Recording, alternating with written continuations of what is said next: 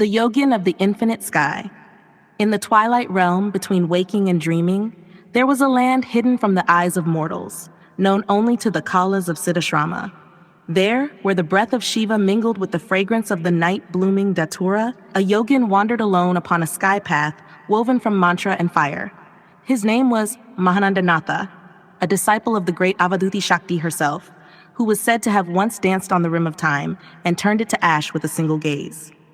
One evening, beneath a sky of unbroken silence, Mahananda sat before the cremation ground fire, wrapped in nothing but the wind and the mantra of his lineage. He gazed upward into the infinite dome of stars. "So vast," he whispered, "yet in comparison to that, to the self, even the sky is dense and crude as iron." From the fire, a voice spoke, not sound, but vibration, not words, but recognition. "What do you see, O child of fire?" Mahananda replied, "I see the space that contains all forms, yet I know now it is seen only because of that which is subtler still, the eye behind all seeing, the light behind the eye." The fire laughed, not with mockery, but with the delight of a master seeing his disciple awaken.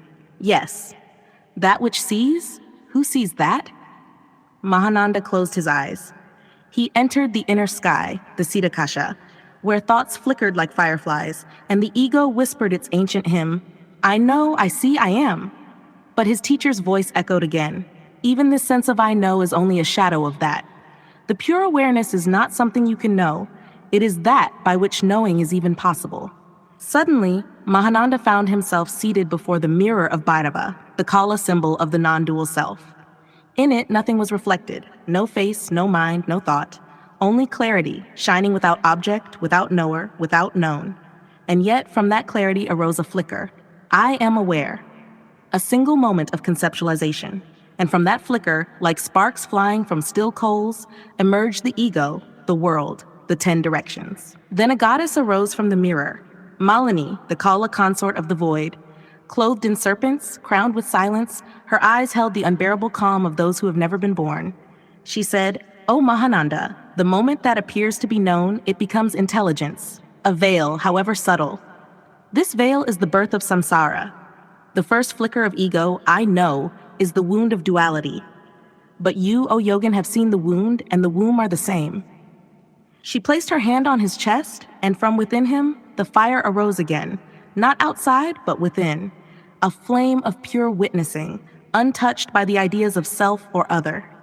In that fire, Mahananda dissolved, not as destruction, but as liberation, like the dew before the morning sun, like the echo fading into the source. There was no more Mahananda. There was no more seer. There was only that which never became anything. Thus it is said among the Kalas of Siddhasrama, the space you fear is your body. The ego you cherish is but a thought. But the self has never moved, never known, and never ceased to shine. And they teach in whispers by firelight. Only when you stop trying to know it, will you realize you are that by which all knowing arises, without name, without thought, without second.